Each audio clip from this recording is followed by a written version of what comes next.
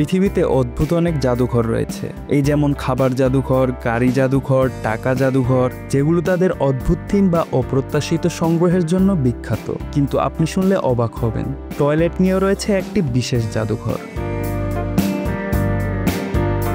জাদুঘরটির অবস্থান ভারতের রাজধানী নয়াদিল্লির মার্গের মহাবীর এনক্লেভের সুলভ ভবন হলে, যেটার মূল থিম টয়লেট।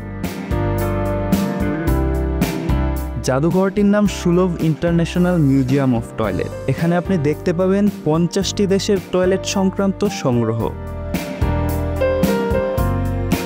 এই জাদুঘরটির যাত্রা শুরু হয়েছিল 1992 সালে।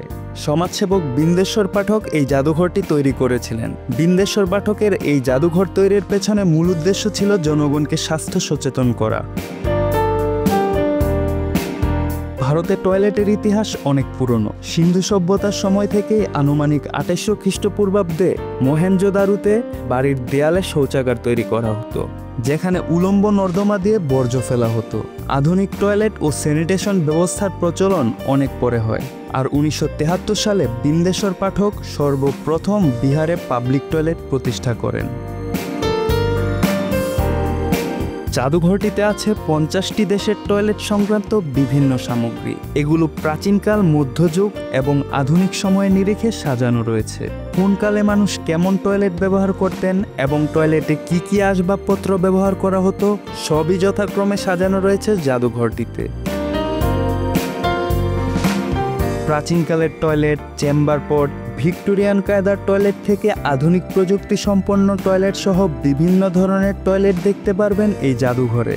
আরও রয়েছে মধ্যযুগের ট্রেজার চেস্টের আকারের কমোড, বইয়ের তাকের মতো কমোড, রোমান সম্রাটদের সোনার ও রূপার টয়লেট,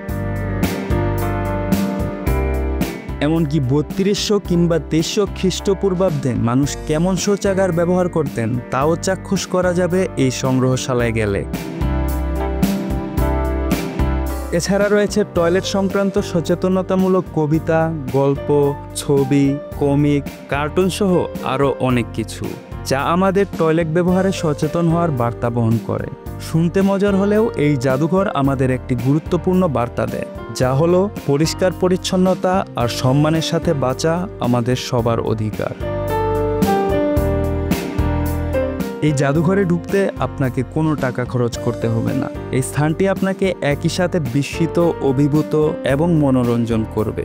আপনি দিল্লি গেলে শুধু কুতুব মিনার নয়, এই টয়লেট মিউজিয়ামটাও ঘুরে আসতে পারেন। Shakib Al Hasan Adnan, Bangla affairs news desk.